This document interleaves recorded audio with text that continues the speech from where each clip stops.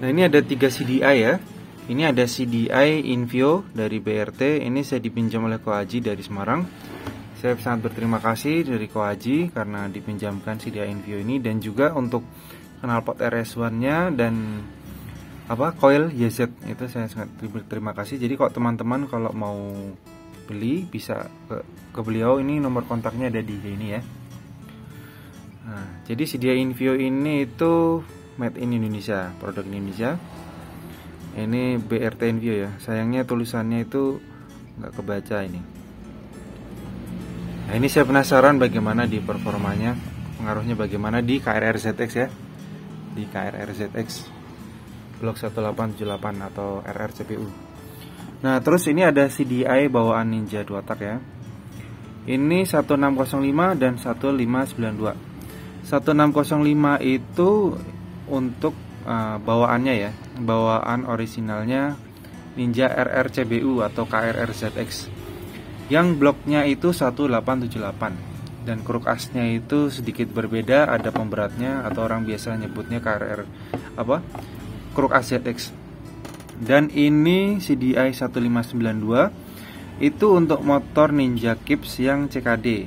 Yang CKD itu contohnya seperti Ninja R, Ninja SS, sama Ninja RR Old, sama Ninja RR New yang versi terakhir ya. Itu yang blok 1855. Kruk asnya juga berbeda ya. Jadi kruk asnya itu bedanya kalau yang CKD ini tidak ada pemberatnya kayak kruk as ZX. Ini sekarang saya menggunakan nozzle yang hole-nya jumlahnya 18 ya.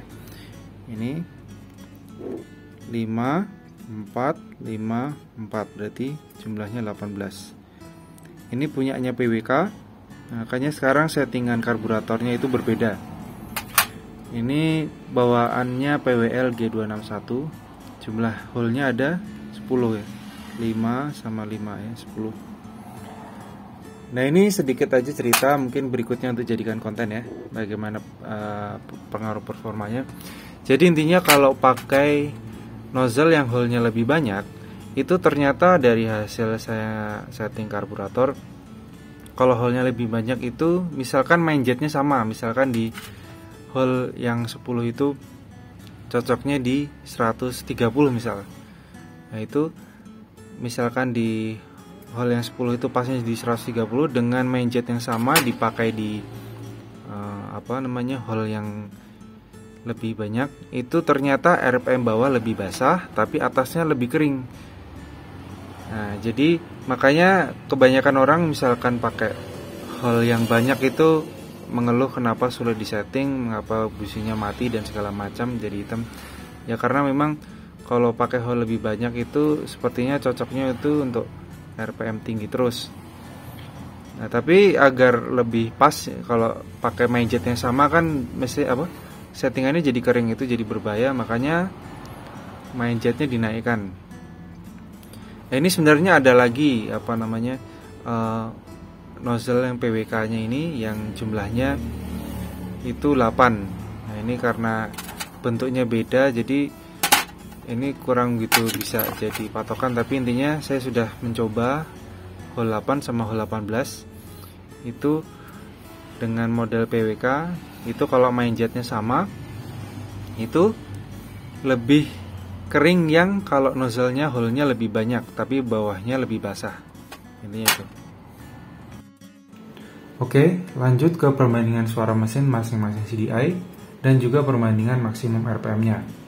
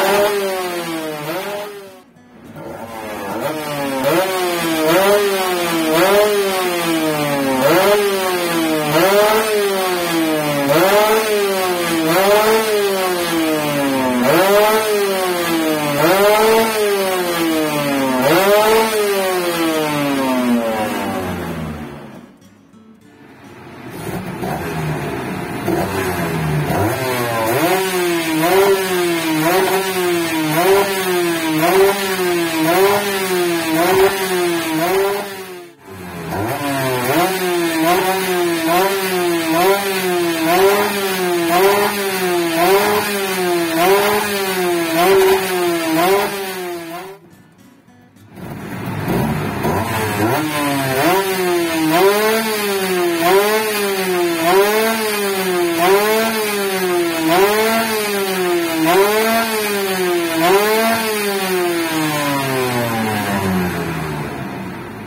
sini terlihat kalau CDI 1592 dan 1605 memiliki karakter maksimum RPM yang mirip. Sedangkan yang CDI Invio lebih stabil di RPM atas dan bisa menyentuh RPM 14.000 untuk RPM di dyno. Karena perbandingannya kalau di Speedo itu RPM 12.000, Speedo standar ya. Di dyno itu sekitar 11.200, jadi berbeda. Angkanya di dyno lebih kecil. Jadi dari suara mesin dan maksimum RPM, CDI Invio ini cocok untuk top speed dan kompetisi.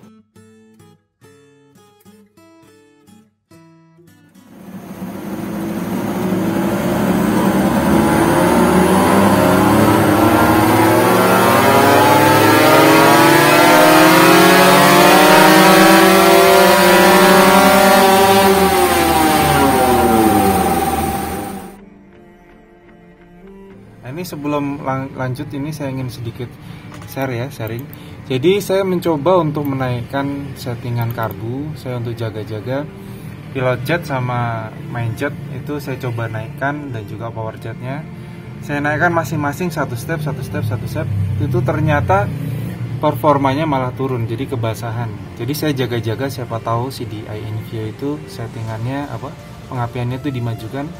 Jadi saya jaga-jaga settingannya saya basahin. Nah, ternyata kebasahan ya. Udah saya turunkan main jetnya, pilot jet dan power jetnya masih agak di atas satu step ya. Ternyata performanya juga masih ngedrop. Terus akhirnya saya coba turunkan power jet juga.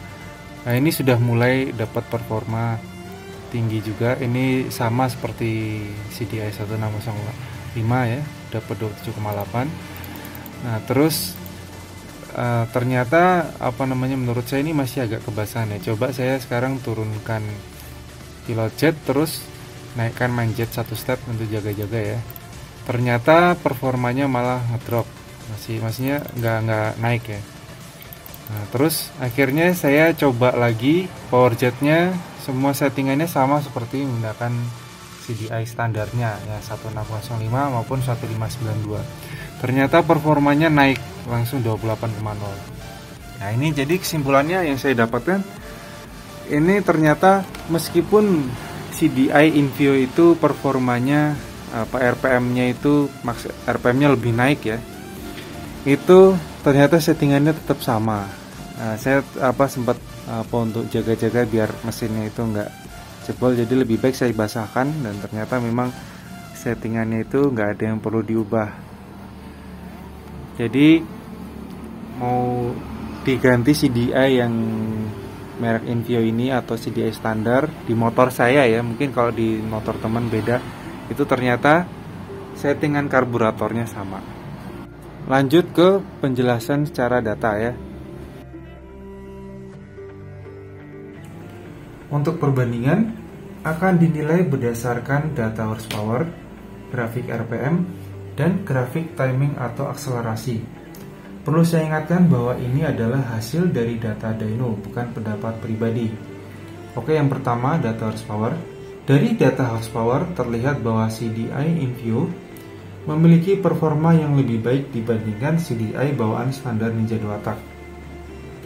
Untuk CDI 1592 memiliki performa yang lebih rendah. Selisih performa antara 1605 dengan 1592 cukup jauh di Ninja RF CBU. Untuk grafik RPM, karakter performanya masing-masing CDI ternyata mirip, meskipun posisi puncak tenaga atau peak powernya berbeda, agak sedikit berbeda. Selanjutnya untuk grafik timing atau akselerasi. Dari akselerasi terlihat kalau CDI 1605 lebih unggul dibandingkan CDI Invio. Namun dengan model grafik seperti ini, meskipun CDI Invio itu sedikit lebih lambat ya, tapi sangat cocok untuk top speed.